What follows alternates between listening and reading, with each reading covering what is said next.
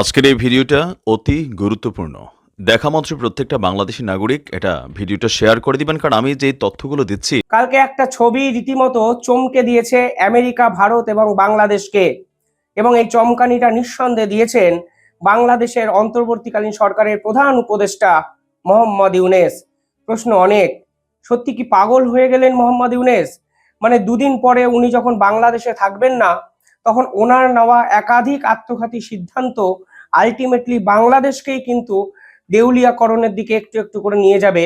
তা হয়তো বাংলাদেশের সাধারণ মানুষ বুঝতেও পারছেন না, নাকি চাইছেন না।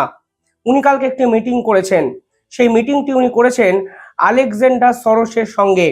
কে এই আলেকজান্ডার সরোস? আমি নিঃসন্দেহে বিস্তারিত আপনাদের আলোচনা করব। তবে তার আগে ছোট্ট একটা অনুরোধ, যারা এই ভিডিও দেখছেন তারা চ্যানেলটিকে একটু সাবস্ক্রাইব করে পাশে থাকা বেল আইকনটি ক্লিক করে আমাদের পাশে থাকবেন। আরো একটা গুরুত্বপূর্ণ কথা এই প্রতিবেদনে বলে দিই, এই আলেকজান্ডার সরোসের সঙ্গে মোহাম্মদ ইউনূস কিন্তু অক্টোবরেও একটি মিটিং করেছিলেন।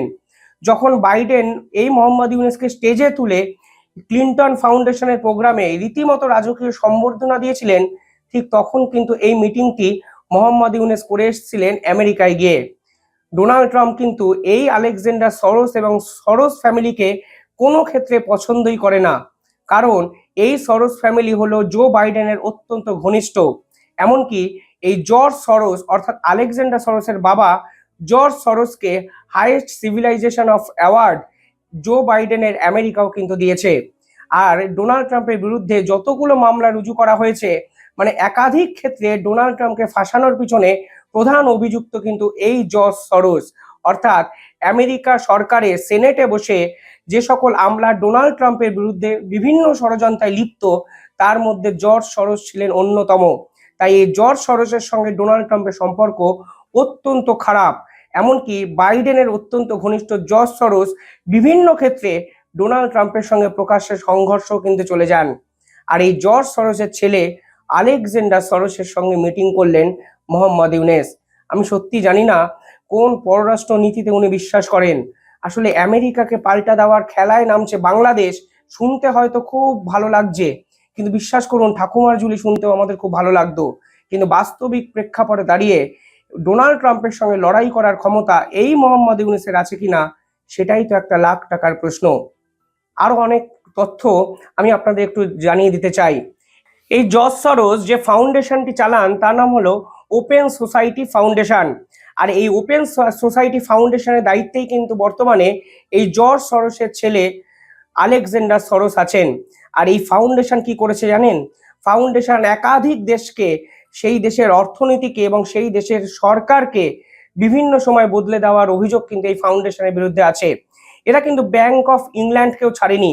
পাশাপাশি হাঙ্গেরি যদি পলিটিক্সটা দেখেন, দেখবেন হাঙ্গেরিতে যত বিদ্রোহী গ্রুপের উদ্ভব হয়েছিল, সেই বিদ্রোহী গ্রুপের কার্যত যদি বলেন ফিনান্সিয়াল বিভিন্ন ক্ষেত্রে ফান্ডিং করেছিল এই ওপেন সোসাইটি ফাউন্ডেশন, এবং পরবর্তীকালে সেই বিদ্রোহী গ্রুপগুলোই হাঙ্গেরি সরকারকে বদলে দিয়েছিল। এর বিরুদ্ধে অভিযোগও আছে অনেক। এই সোসাইটির বিরুদ্ধে প্রধান অভিযোগ হলো এরা বিভিন্ন ক্ষেত্রে রেজিম চেঞ্জার হিসাবে কাজ করে, এবং অতীতে যদি দেখেন তাহলে বলা হয় এই সরোস ফ্যামিলি অর্থাৎ ওপেন সোসাইটি ফাউন্ডেশন বিভিন্ন রাষ্ট্রে ঢোকে, তাদেরকে বিপুল টাকা ফান্ডিং করে, সেই সরকারকে কার্যত চালনা করে, এবং পরবর্তীকালে সেই সরকারকে উল্টে পাল্টে একদম দেশের রাজনীতিকে বদলে দেয় এই জর্জ সরোসের এই ধরনের ফাউন্ডেশন। এবং পরিষ্কারভাবে এদের বিরুদ্ধে প্রমাণ আছে যে এরা ইস্টার্ন ইউরোপ, ওয়েস্ট এশিয়া এবং ল্যাতিন আমেরিকার একাধিক সরকারের সঙ্গে কাজ করে, এবং সেই সরকারের বিরুদ্ধাচরণ করে একাধিক গ্রুপকে ফান্ডিং করে সেই দেশের পলিটিক্যাল চরিত্রটাই সম্পূর্ণভাবে বদলে দিয়েছেন। অর্থাৎ অত্যন্ত বিতর্কিত একটি ক্যারেক্টার, অত্যন্ত বিতর্কিত একটি ফাউন্ডেশন। এমনকি এও শোনা যায় এই ওএসএফ অর্থাৎ ওপেন সোসাইটি ফাউন্ডেশন শেখ হাসিনার বিরুদ্ধেও কিন্তু এইরকম ফান্ডিং করেছেন। এমনকি বাংলাদেশের এই ছাত্র আন্দোলনের প্রধান যে ফিনান্সিয়াল এইডটা এসছে তা কিন্তু এই সরোস পরিবারের এই ফাউন্ডেশন থেকেই। অর্থাৎ যে খেলা তারা হাঙ্গেরিতে করেছেন, বিভিন্ন বিদ্রোহী গ্রুপগুলোকে বকলমে টাকা দিয়ে গেছেন এবং সেই বিদ্রোহী গ্রুপগুলোকে রাষ্ট্রের প্রধান রাজনৈতিক দলের ক্ষমতা বসানো অবধি তারা ফান্ডিং করেছেন এবং ক্ষমতায় আসার পর সেই দেশকে কার্যত চালনা করছেন। এইরকমই অভিযোগ কিন্তু শেখ হাসিনার সময়ও সরাসরি উঠেছিল এই জর্জ সরোস এবং আলেকজান্ডার সরোসের কোম্পানির বিরুদ্ধে। এবং শেখ হাসিনার বিরুদ্ধে যে ছাত্র আন্দোলন, কোটা বিরোধী বা বৈষম্য বিরোধী আন্দোলন হয়েছিল, তার বিপুল পরিমাণে অস্ত্রের যোগান কিন্তু এই সরোস ফ্যামিলি দিয়েছিলেন। আর প্রকাশ্যে এবার মোহাম্মদ ইউনূস সেই সরোস ফ্যামিলিকে বাংলাদেশে ইনভাইট করলেন। দেখুন, সরোস ফ্যামিলির সঙ্গে মোহাম্মদ ইউনূসের সম্পর্ক কিন্তু অনেক আগের। 1999 সালে আপনাকে ফিরে যেতে হবে। 1999 সালে মোহাম্মদ ইউনূস কিন্তু ফিনান্সিয়াল ক্রাইসিসে ভুগছিলেন। তখন কিন্তু জর্জ সরোসের যে ফাউন্ডেশন ইকোনমিক ডেভেলপমেন্ট থেকে এক বিপুল পরিমাণে টাকা কিন্তু মোহাম্মদ ইউনূসের সংস্থা গ্রামীণ ফোন পেয়েছিল। তৎকালীন দিনে এই সংখ্যাটা প্রায় $11 মিলিয়ন। এর বদলে কিন্তু এই সরোসের সংস্থা 55% শেয়ার কিন্তু গ্রামীণ ফোনের কিনে নিয়েছিল 1999 সালে। ফলে অত্যন্ত পুরনো এক সম্পর্ক আজকে মোহাম্মদ ইউনূস ফের একবার প্রাসঙ্গিক করে তুলছেন, কারণ এই সরোস ফ্যামিলি ছিল একদম ডোনাল্ড ট্রাম্প বিরোধী।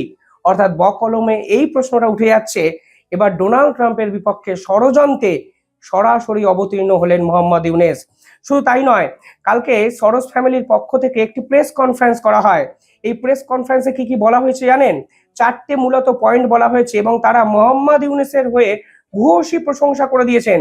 এবার সময়টা ভাবুন, যখন আমেরিকা তাদের ইউএস এইড বন্ধ করে দিচ্ছে মোহাম্মদ ইউনূসের জন্য, সুইজারল্যান্ড মানে পরিষ্কারভাবে জানিয়ে দিয়েছে আগামী 4 বছরের মধ্যে ধাপে ধাপে এই বাংলাদেশের সঙ্গে সম্পর্কই রাখবে না, ঠিক তখন সরোস ফ্যামিলি এন্টার করে মোহাম্মদ ইউনূসকে ভূয়সী প্রশংসা করছেন এবং 4টে গুরুত্বপূর্ণ পয়েন্টে বলছেন তারা মোহাম্মদ ইউনূসের সঙ্গে আলোচনা করেছেন।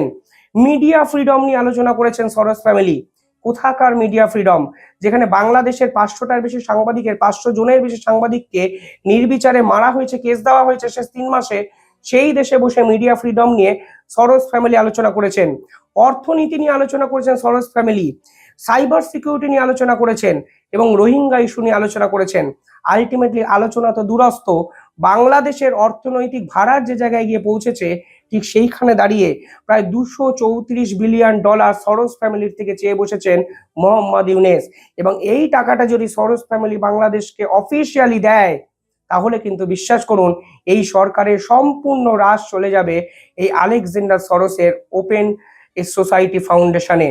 আপনারা হয়তো এই কথাগুলোর গুরুত্ব ওইভাবে বুঝতে পারছেন না, কিন্তু বিশ্বাস করুন এই সরোস ফ্যামিলি এমন একটি ফ্যামিলি যাকে ডোনাল্ড ট্রাম্পও বিভিন্ন সময় ভয় পেয়েছে, তার সঙ্গে সরাসরি সংঘাতে গেছে এবং সেই সংঘাতে কিন্তু আজকে এই জর্জ সরোস এবং আলেকজান্ডার সরোসের আসল যে চরিত্র তা কিন্তু আন্তর্জাতিক স্তরে উন্মোচিত করেছে। এবং এই ফ্যামিলি কি জানেন, এই ফ্যামিলি আরো একটা পরিচয় আছে, তারা কিন্তু 100% ইন্ডিয়া বিরোধী, অর্থাৎ ভারতবর্ষের একাধিক বিরোধী দলের নেতাদের সঙ্গে এই আলেকজান্ডার সরোসরা বিভিন্ন ক্ষেত্রে মিটিং করেছেন এবং মোদীকে ক্ষমতা থেকে সরানোর জন্য অতীতেও এই ফ্যামিলি বিভিন্ন ক্ষেত্রে ষড়যন্ত্র করেছে বলে একাধিক রিপোর্টে কিন্তু প্রকাশ পেয়েছে। আর এই সময় ডোনাল্ড ট্রাম্পের বিরুদ্ধাচরণ করার জন্য নরেন্দ্র মোদী বিরোধী একটি ফাউন্ডেশনকে বাংলাদেশে আমন্ত্রণ জানানো মোহাম্মদ ইউনূসের সত্যি কি খুব একটা স্মার্ট মুভ? এই প্রশ্ন কিন্তু আন্তর্জাতিক স্তরে উঠতে চলেছে। এবং $234 বিলিয়ন যদি এই সরোস ফ্যামিলি মোহাম্মদ ইউনূসের বাংলাদেশের হাতে তুলে দেন, তাহলে বিনিময়ে তারা বাংলাদেশ থেকে কি পাবেন? সেই প্রশ্ন আনুষ্ঠানিকভাবে মোহাম্মদ ইউনূসকে যদি কেউ করে, উত্তর সাধারণ মানুষকে দিতে পারবেন তো মোহাম্মদ ইউনূস? আরো একটা বিষয় জানেন, যারা শেখ হাসিনার বিরুদ্ধে ষড়যন্ত্র করলেন তারা তো আলটিমেটলি দেশেরই অর্থাৎ বাংলাদেশের বিরুদ্ধেই ক্ষতিটা করলেন, ষড়যন্ত্রটা করলেন। কিন্তু আজকের দিনে দাঁড়িয়ে মোহাম্মদ ইউনূস যদি আগামী 6 মাসের মধ্যে বাংলাদেশে নির্বাচন করেন, সেই নির্বাচিত সরকার এসে এই সরোস ফ্যামিলির দেওয়া 234 বিলিয়ন বিপুল টাকার লোন কিভাবে ফিরিয়ে দেবেন, সেটাও তো তাকে ভাবতে হবে। অর্থাৎ ক্ষমতার অপব্যবহার করে ক্ষমতাকে কাজে লাগিয়ে দিনের পর দিন ভবিষ্যতের বাংলাদেশকে আরো ডুবিয়ে দিচ্ছেন মোহাম্মদ ইউনূস। এবং ডোনাল্ড ট্রাম্প বিরোধী এই ধরনের ষড়যন্ত্র সত্যি কি মেনে নেবেন ডোনাল্ড ট্রাম্প এবং নরেন্দ্র মোদীর জুটি? মনে রাখবেন, আগামী 4 বছর আমেরিকা কিন্তু এই গোটা বিশ্বকে নিয়ে একাধিক গুরুত্বপূর্ণ সিদ্ধান্ত নেবেন। আর এই 4 বছরের প্রথম 4 মাসের মধ্যেই এই ধরনের আত্মঘাতী সিদ্ধান্ত মোহাম্মদ ইউনূসের সত্যি কি রাজনৈতিক একটা সঠিক সিদ্ধান্ত হলো? এই প্রশ্ন কিন্তু উঠে যায়। এই উত্তর আপনারা কমেন্টে জানাবেন এবং চ্যানেলটি ভালো লাগলে একটু সাবস্ক্রাইব করে দেবেন।